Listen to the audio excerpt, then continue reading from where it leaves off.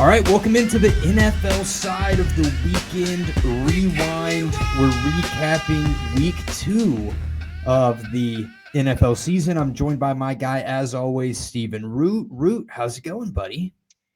Wonderful. Trying to show you a little bit of New York City where I've been the past 5 or so days. Last night here, but no matter what, we make time for the show. How are you? Man, hey, I'm doing really good after our Sunday night football game last night. And look, I know a lot of people, maybe you thought that was a snooze fest. There was only one touchdown scored, and it was right there at the very end where the game was already pretty much put away. But the Falcons win 22-6, and hey, 4 turnovers, 5 sacks, no touchdown allowed. Atlanta hasn't had a game like that since 2004, Root. And man, the rookies, they were all doing so much. Billy Bowman got him a pick. Xavier Watts got him a pick. James Pierce got him a sack. Jalen Walker, your Georgia Bulldog, went and got his first sack of his NFL career. I couldn't be happier, man. I'm ecstatic. I love it. I loved what I saw from Atlanta. Now, offensively, Bijan Robinson looked good for sure. Wasn't getting a lot of work there in the passing game, and that more so just affected my fantasy football team, unfortunately. But for Atlanta to take care of the Minnesota Vikings, who have a great defense, right? They went 14-3 last year, and maybe J.J. McCarthy isn't the greatest quarterback in the world. That's fine, but Atlanta has had one of, if not the worst defenses for almost a decade now. And for everyone to be so young, and we lose A.J. Terrell, our star cornerback, to play like that and to just look so dominant on the defensive side of the ball when Minnesota has players, maybe J.J. McCarthy isn't one of them. I don't know, man. As a Falcons fan, I'm over the moon.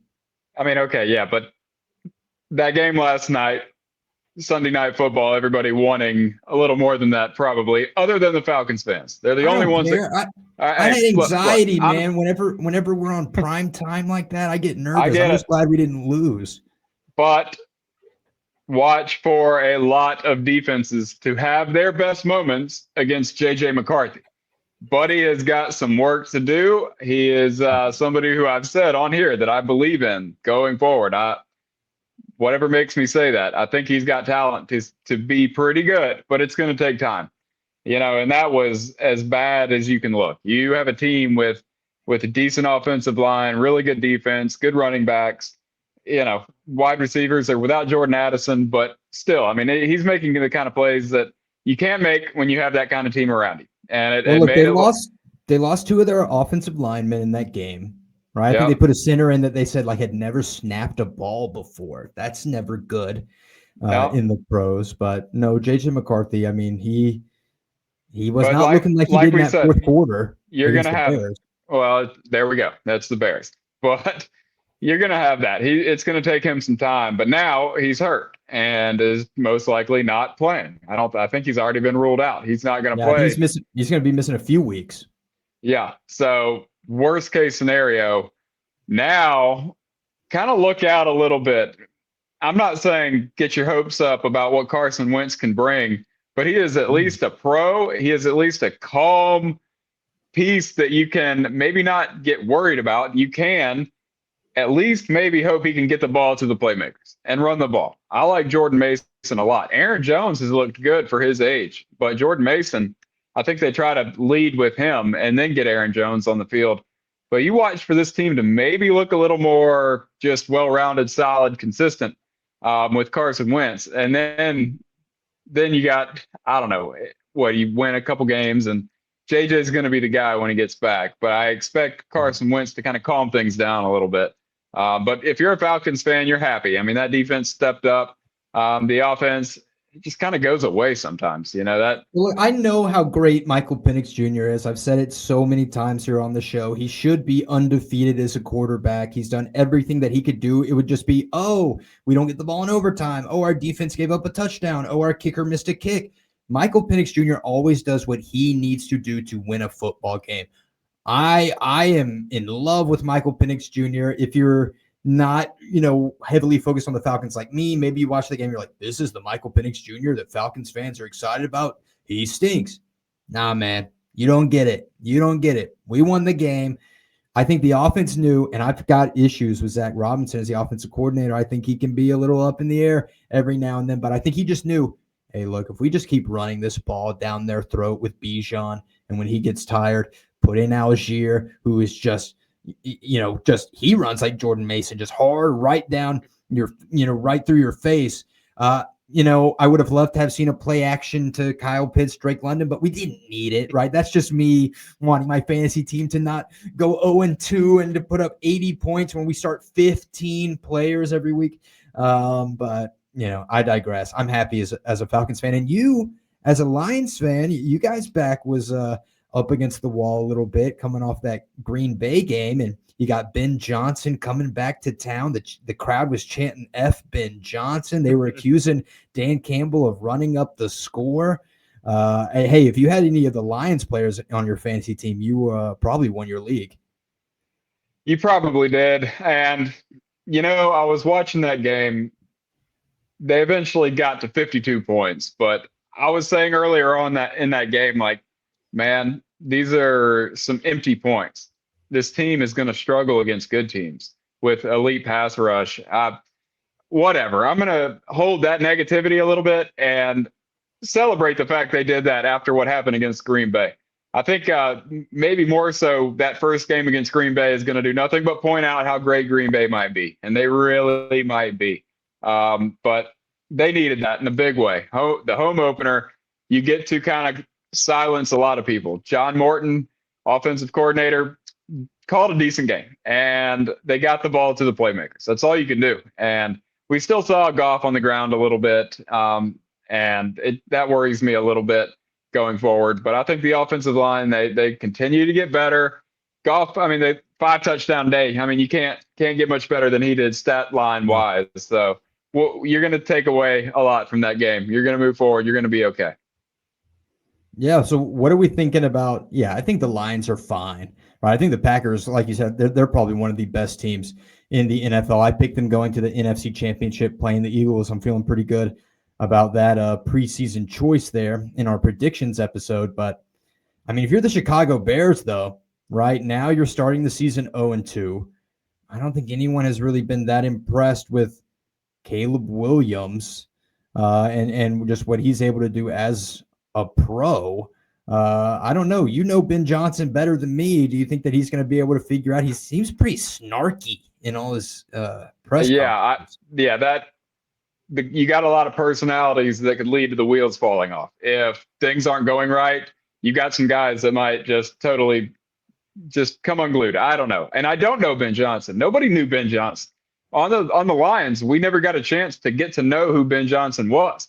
He was kind of given this title of elite offensive play caller because he made really spectacular plays out of the talent he had to use. I mean, the elite talent that any offensive coach would dream of having. The Bears have so much elite offensive talent. I get it, but he gets there, and a lot of them are very young, and all led by an absolute wild card at quarterback.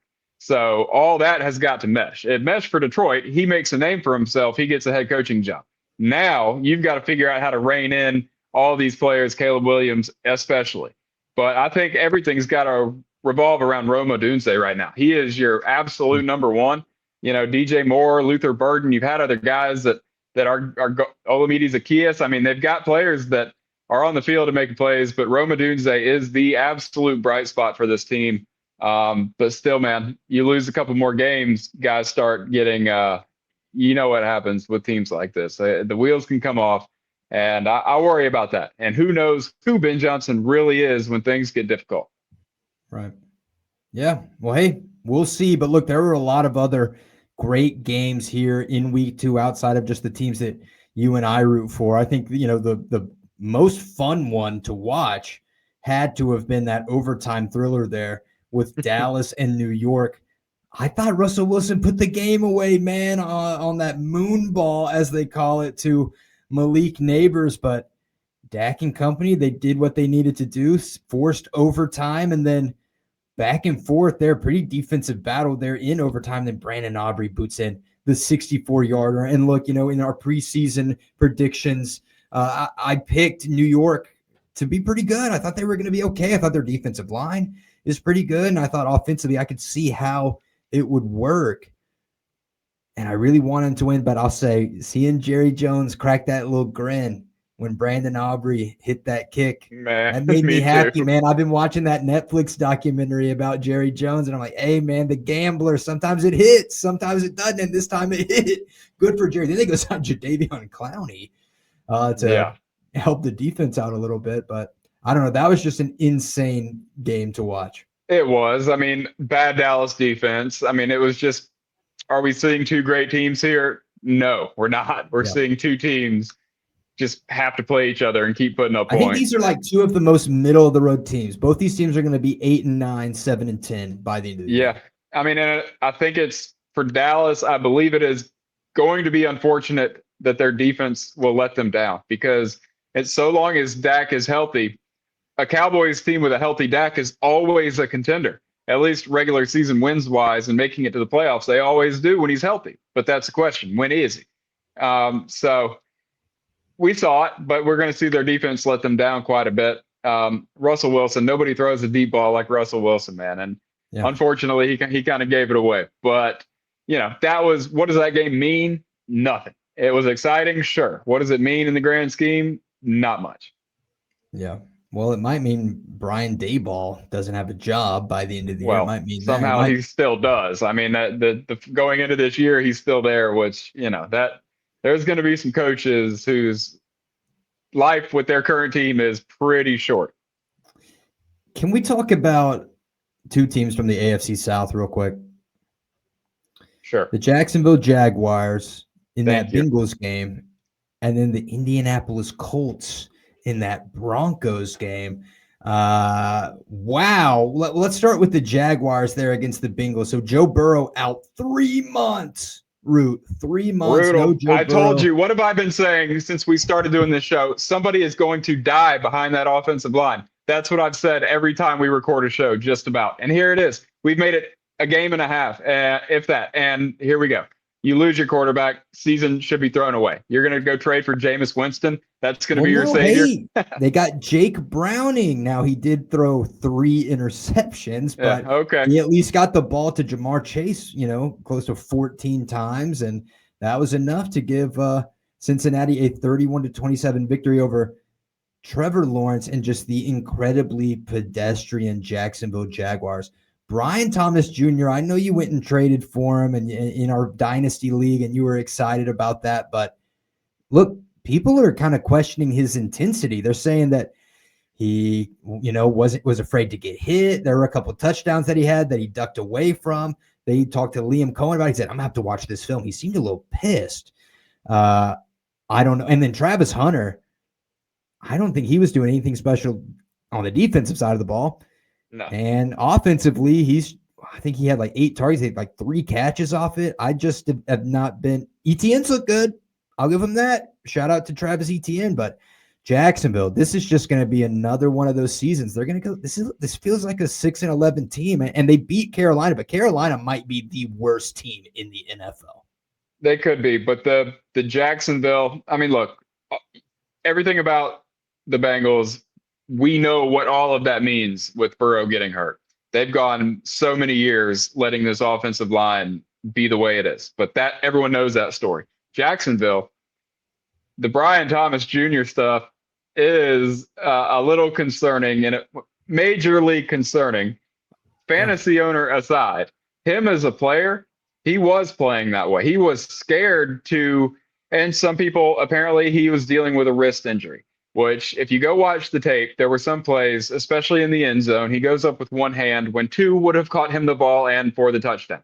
But no, he just puts one hand up, didn't make a real effort to catch the ball.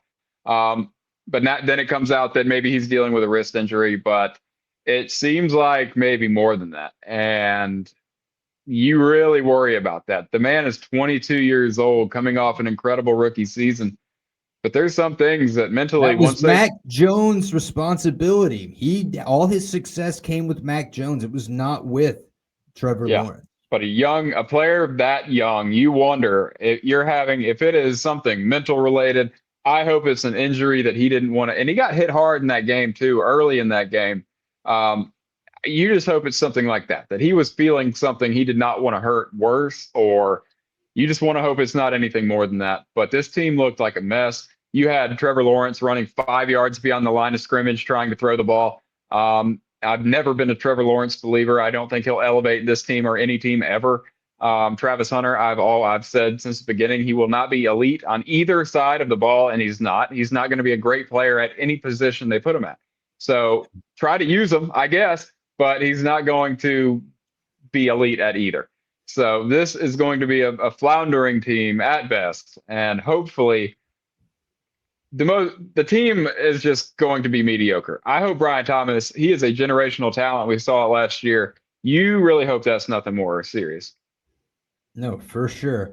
Now, look, let's talk about the other team in the AFC South that I mentioned, probably the favorite, I would think, right, by far, to win the AFC South right now, the Indianapolis Colts. They have yet to punt the ball, Root. They have not punted the ball in 2 weeks, and they took care of Miami. Miami is definitely also there as one of the worst teams in the league. I think it's a battle between them and Carolina. But Daniel Jones, 316 yards passing. And then you've also got Jonathan Taylor getting 165 rushing yards. My guy, Tyler Warren, leading the team in receiving. Is this like one of the best offenses in football? Daniel Jones, he was a first-round pick for a reason. It worked in New York. Now, here he is on a team with a really, really good offensive line, a really good running back, and he's had that, right, with Saquon. You got a great tight end, and I don't know, the defense is – I think they step up at moments. I mean, this was kind of a shootout, giving 28 points to the Broncos, but those 28 points were pretty early, and they locked up there in the second half. The Colts, man, they've got to be heavy, heavy favorites to win this division right now. They look great. Yeah, I don't know who would have predicted any of this, but first team ever to score on their first 10 possessions of the season. Nobody's ever done that. 10 consecutive possessions of scoring. No, unbelievable that that's the case. You would not think so, but they're really good. And as boring and redundant as it may be, me going on about offensive lines, you look what Cincinnati, what kind of shape they're in today, and you look at what Daniel Jones can do for his career behind a real one. It's everything. It is everything in football. Yeah, you give up points to a really good Denver team, a team I picked to have a great season, make the playoffs. But yeah, I mean, as long as you've got a healthy Jonathan Taylor, you got good enough skill guys, you got one of the most intriguing young tight end prospects we've seen in a long time. Second to Brock Bowers. But it's something is happening for the Colts, man, and it's pretty wild. I don't think anybody would have predicted this. I know their fans were not happy, a lot of them, to give up on Anthony Richardson. But here you go. They're not even going to remember that man's name after this season. You know, we told you that. Yeah, I said you're taking the safe route here. You've got a good enough team. You've got a decent defense, a great offensive line, and skill guys. You want to take the safe route, or you want to keep trying to make it work with Anthony Richardson? I think you got something to be excited about. They're entertaining too, but hopefully Jonathan Taylor gives you a full season, because who knows, man? Daniel Jones might completely revive his career. All right, well, let's talk about our Super Bowl rematch. The Philadelphia Eagles defeat the Kansas City Chiefs. Chiefs were at home. They lose 20-17. The tush push got the best of them, man. Jalen Hurts, he only threw for 101 yards. Saquon gets 88 yards there on the ground and a touchdown. Jalen Hurts, he gets him a tush push touchdown. And Patrick Mahomes, for the second straight game, is the leading rusher for the Kansas City Chiefs. Isaiah Pacheco. I don't know. I thought Isaiah Pacheco is one of the more exciting, fun, young running backs, but he just looks like he's just not really worth anything anymore. It looks like Kareem Hunt is maybe even starting to take over in that backfield. This is the first time Patrick Mahomes has ever started 0-2. This is the first time that Patrick Mahomes has ever lost 3 straight games going back to the Super Bowl. Look, I was kind of fading the Chiefs to go into the year, but I was scared, right? I wanted to say Chiefs don't make the playoffs. I picked the Chargers to win the division. I think you picked the Broncos. I still had the Chiefs making the playoffs at like 10-7. There's just nothing to get excited about with this Chiefs team. There's nothing exciting about them. Their receiving options are weak. And look, I know Xavier Worthy took that random hit from Travis Kelce. Rashee Rice is suspended, so maybe things get better when they come back. But I mean, they're Mahomes and Andy Reid are good enough to keep you in any game. But it just feels like if you go down the roster, everyone they're going up against is just way more talented and has way more options to do things. And like I said, maybe that'll all change when these receivers come back, whenever Worthy comes back. We know Rashee Rice is coming back, week 7? But right now, I don't think there's really anything to be excited about with the Kansas City Chiefs. They don't move the ball down the field. There's really nothing there for me.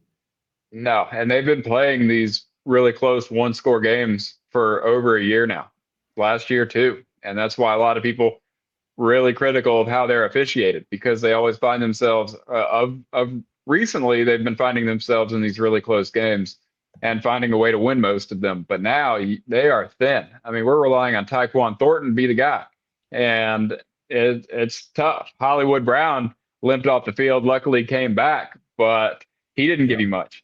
And you really wonder why they can't run the ball. And that's a big problem. 2 weeks in a row of Patrick leading the team, that can't happen. That's bad. That doesn't mean anything good is happening. So somehow you still find yourself in a close game with the Eagles, which I've said they've got holes to fill too. They lost like 7 starters off that Super Bowl team on the defense primarily, but they'll work through that. And still, I think the Chiefs are going to be in for a season of games like this, ugly, but I think they're going to find a way to lose more than they win. And, we've seen them be able to pull it out and keep winning close games, but I don't know how you overcome what seems like such a big drop off in production. I don't know. It was an ugly, scrappy game.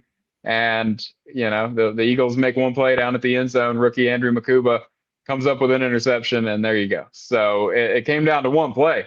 But both of these teams are going to have better weeks. But I think the Eagles, they survived this one. I think they're going to continue to get better, far more than I think that the Chiefs are going to just miraculously get better. I think that they're going to be in for a dogfight a lot and maybe lose more games than we're used to them losing. Yeah. Got some other games that were played there on Sunday. They were either very one-sided or, just teams that are just kind of, I feel like they're just kind of meddling right now. I mean, the Cardinals, they win 27-22. Panthers try and make a little bit of a comeback there in garbage time, but I didn't think it was really going to happen. The Ravens, they beat up on the Browns, and, they didn't even really need Derrick Henry to do anything to win like that.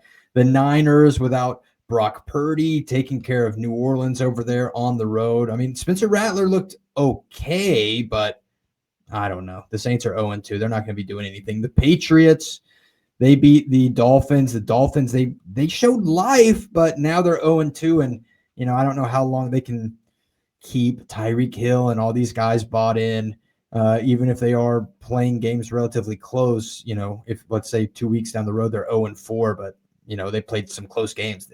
You're going to lose your entire locker room. Rams take care of Cam Ward and the Titans. And then, the Steelers, maybe surprisingly to some, lose in pretty dominant fashion there to the Seattle Seahawks. But maybe that's because Caleb Johnson is the most cursed player of all time. Took him in the Dynasty League in like the 5th round, hoping, Arthur Smith, power running. This guy's a power runner. But now I hear the guy can't pass block, so he's not going to be on the field with Aaron Rodgers. Last week, he muffs a punt, and he lost 2 yards on his 1 carry he got. Then in this game, they do the kickoff. It's the new kickoff rules. I get that he just got out of college, but he didn't understand how it worked. He lets it bounce by him. He doesn't know that that's a live ball if it doesn't go out the back of the end zone. And the Seahawks recover it, just a free touchdown. And I know now Caleb Johnson is probably never going to see the football field ever again, at least for this year. Maybe next year when Aaron Rodgers is retired and they're in this new phase or whatever. But That is just tough for Caleb Johnson. Tough for the Steelers, I guess, because I mean the Seahawks. I didn't think they were that impressive, but Jackson Smith and Jigba. I mean, he gets tons of targets, tons of catches, no touchdowns, but I don't know. Caleb Johnson. Oh gosh, horrible way to start your career. Yeah, that's brutal. I mean, no rookie, especially with a team with so many veterans who are trying to win games every week, that you're not going to get on the field if you can't do the little things. And that's what I've said about his pass blocking. If he can't do it, Aaron Rodgers won't allow him next to him. And Jaylen Warren, he got a contract extension. Jaylen Warren, he's doing everything right. That man's not coming off the field for a rookie that doesn't know the rules. I mean, that's going to be the case. But yeah, a lot of these games, I mean, the Rams are interesting to me. You know what I mean? They have been the whole time, and it's been about their health and about Stafford being healthy. And if so, we were saying very nice things about the Rams. I was. I think you were too. But they're a very interesting team when healthy. And so far, Puka has looked great. Devontae Adams got in the end zone. He had a ton of targets. Didn't bring them all in, but he was targeted a ton. Came away with a decent game. I think the Rams are very interesting. The Bills and the Ravens, they do what they do. And the Ravens coming away, dropping 41 after getting 23 or so yards from Derrick Henry. You'll take that every time. Defense made plays. The defense scored for you. Devontae Walker, 2 touchdowns, young receiver for the Ravens. They keep finding players. That's all the Ravens do. So, we have a few games that were better than the others. But poor Bryce Young, he had a chance. He had the ball that he could have gone and tried to win that game, but there's nothing there. I mean, not totally on him, but just the Panthers, they ended that game about the way you would expect. Bryce Young had a shot. Cardinals playing down to whoever they're playing. That's what they do. But Panthers had a shot, and Bryce Young just nothing doing. This poor guy can't get any help. All right, and he's not. Root, give me your worst team in the league. Give me your best team in the league. You did mention that Spencer Rattler has been better than he hasn't been awful. I think he brings a little something. I think this team with Tyler Shough would have been the worst team in the league by far. But he at least can move around. He keeps it interesting a little bit. I don't hate the Saints. I think their skill guys, Rashid Shaheed's looked really good so far this year. So I don't know if it's them. I don't know if Miami is the worst team in the league, but man, with the expectations that they may have had for themselves and the talent that they do have, they play down the farthest. They are the most, and the coach is a fool anytime he gets in front of a microphone. To win games, you got to win the game. I mean, what are we doing? He looks high out of his mind. I swear he might be. And he's not going to have that job long. This team is not going to start winning games. Tua is not good. He turns the ball over. It's ugly in Miami. I think Miami, for who they have, I'll say them because I think they are they play the ugliest brand of football. Are they truly the worst team in the league? Probably not. But with who they have, what their expectations are, they play down the farthest, and their coach might get fired first. I'm going to go with the Panthers. I think if the Panthers and the Dolphins were to play this week, the Dolphins would be a 4.5-point favorite. I think if the Panthers were to play the Browns, I think the Browns would maybe be closer. Maybe they're a 2.5-point favorite. I just don't think the Panthers have really anything. I think their coach, I don't know, he looks confused to me. I don't know. Maybe we're kind of overlooking the Titans a little bit. I think now we have to figure out what the Jets are, and if without Justin Fields for him leaving that game, he'll be back. But man, we don't know. We have no idea what the Jets really are too. Yeah, best teams in the league. I'm gonna go Chiefs. I mean, not Chiefs. My bad. Not Chiefs. Eagles. The team they played against. Eagles. Ravens, Bills, Packers, and that might be my AFC championship, my NFC championship, if I'm not mistaken. So, looking pretty good. Looking okay so far. You got to wonder about Washington. That was a Thursday game. Well, and now he's dealing with a knee injury. Jaden Daniels might not be available this Sunday. I know, and that's tough. It probably won't be, but he's been getting hit a little too much. Last year they looked so good, and was very good at not getting hit. But with no Jaden Daniels, that team looks like they would be in big trouble. My best team is still Baltimore. I'll go Baltimore Bills. I think that Philly will be right there, but I think they have some issues. I'll put the Packers number 3 right now above the Eagles, just because I believe that the Philly's got some things to work through. Sure. But the Packers have looked incredible. We'll see about the Packers when they get behind in a game. If they get behind and Jordan Love has to be the guy, that's, I think, what anybody's question about that team would be. But so far, and to the worst team in the league, real quick, I'm not gonna say Tennessee. I don't think they deserve that, because they're in a totally different boat than where Miami is. Tennessee is breaking in a rookie quarterback who is making like incredible plays throughout games. That one throw was one of the best throws I've seen, rolling out to the right, cross body, just launches it all the way. Perfect. Wow. They've got young talent. They're breaking in a rookie. I'm not going to do that to them. That's Miami. You're getting all the hate with just these guys' careers are going to come to a close. You know, Tyreek Hill and Tua, it's going to be over, and you're going to get the coach fired. He's going to get himself fired. But yeah, my best team, I'm going to stick with Baltimore. You see what they did without Derrick Henry. And I think they're just loaded everywhere. I think the Bills, Josh Allen broke his nose. They popped it back in. He's back in the game. We're good to go. No problem. Huge game from James Cook. The receivers didn't have a giant game, but they didn't need to. James Cook had a giant game for them. To me, Packers, I'm tentatively putting them in that 3 spot. I think they're going to have to prove themselves at some point, but we'll see. They've looked pretty damn good. Yeah, that's right. Well, Root, man, I'm excited about this upcoming week 3 of the NFL season that we're going to break down on our next episode. Man, it's always good chatting with you, and I look forward to the next one, man. Absolutely. We'll have 2 Monday night games to look at as well. We've got one in progress, but we'll get to all those. It's been great, man. We'll see you next time.